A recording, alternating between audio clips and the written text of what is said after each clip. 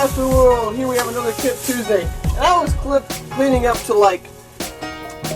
make some more Tip Tuesdays. But I'm like, wait. I should actually record this because there's some valuable information in it. Yeah, why not? Just share you the stuff that I do regularly. Alright, so this is my work area. And this video is going to be basically maintaining and cleaning up a work area.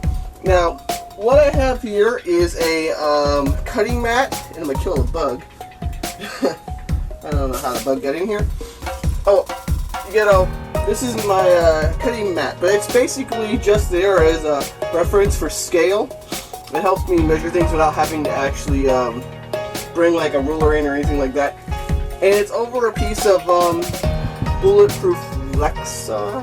It's bulletproof glass, basically.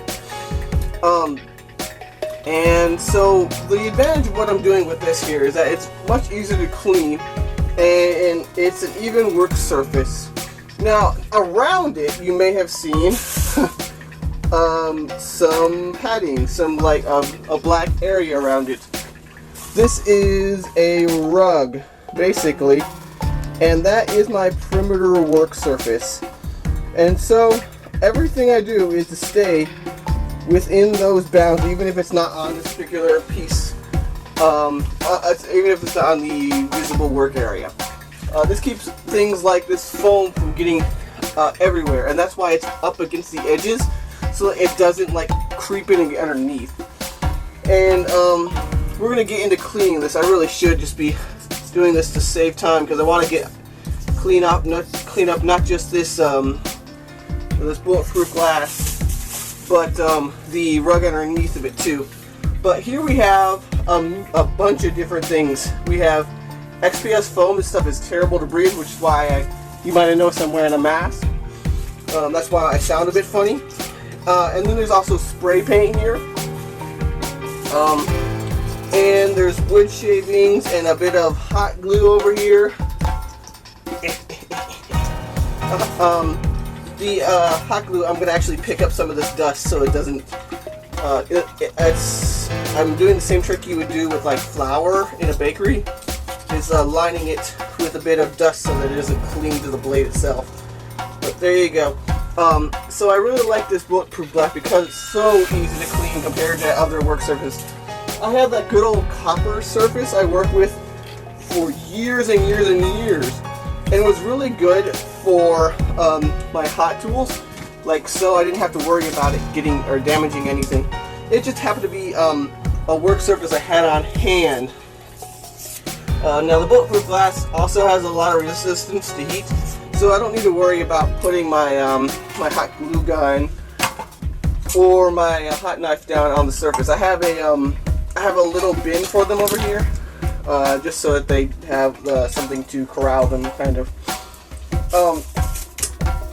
So this doesn't 100% say contain all of it, but I would say it contains about 95% of it, which is good because between projects I always clean up, and I don't necessarily always want to put away every single tool after every single project. I do have a set of tools I just like to have on hand.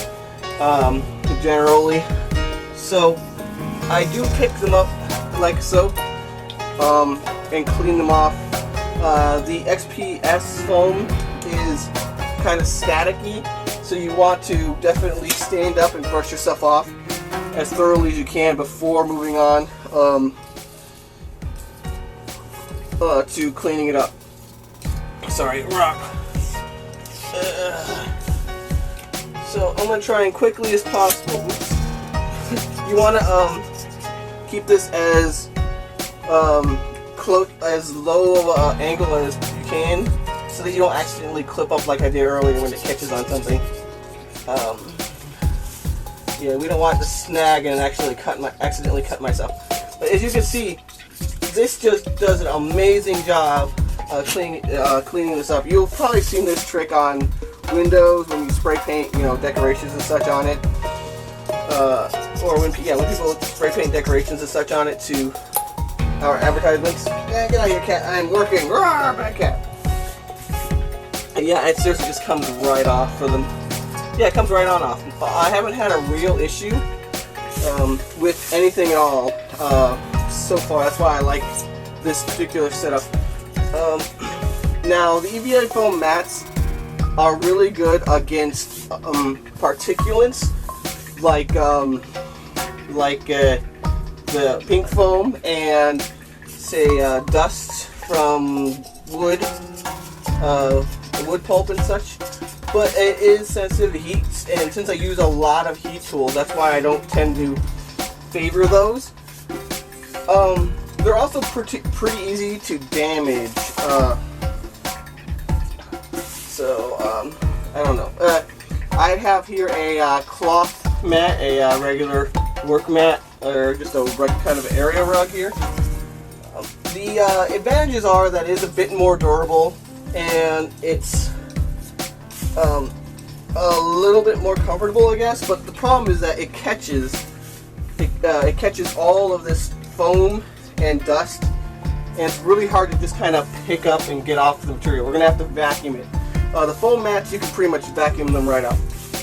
This is also a bit more expensive, and so that might play into your interest if you're investing in a work area. Let's see. That's pretty good. I don't really want to nitpick on camera over details, but that's pretty good. Alright. I like to keep these little bumpers that it came with the glass, just to be safe, because I'm going to be moving it.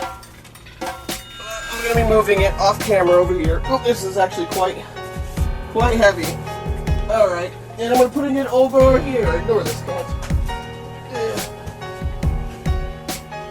While I work. Alright, and then this is the self-healing cutting mat. This should be fine in most cases because it is covered with the glass. There have been a few times where it's gotten kind of dirty, but for the most part it just needs to be wiped off. Here we go. And then finally we have our work area here. I'm going to tilt the camera up just so you can see the hardest part to clean is going to be that edge there with the vacuum. Now a shop vac is kind of what I see people using, but with the XPS foam, the pink foam, the insulation foam, you really want something that filters out those things a little bit better. So here we have the Dyson. You might recognize it as a kind of expensive brand, but we have it, may as well use it. And blah blah blah. Whew. Oh well. When you're picking up your extra dust and material by hand, I absolutely recommend to seal that bag up as quickly as you can, and immediately get it, immediately take it out of the garbage. Because I have had bags just kind of sit around and get open and just have that dust everywhere. Now, before you vacuum, I suggest that you let the particulates rest, just like let them settle to the floor, because then you pick up more of it, and you just pick up more of it because they've settled. Leave the room, let it sit for, I don't know, an hour or two, and most of the stuff should have settled to the bottom of the floor, and you can now clean. I'm going to be vacuuming, and I think I'll end the video on that because it's pretty straightforward from there on out. I'll see you guys next time. Good times to all. Oh wait, I didn't plug it in. Alright. Swears I know what I was doing. Bam, button.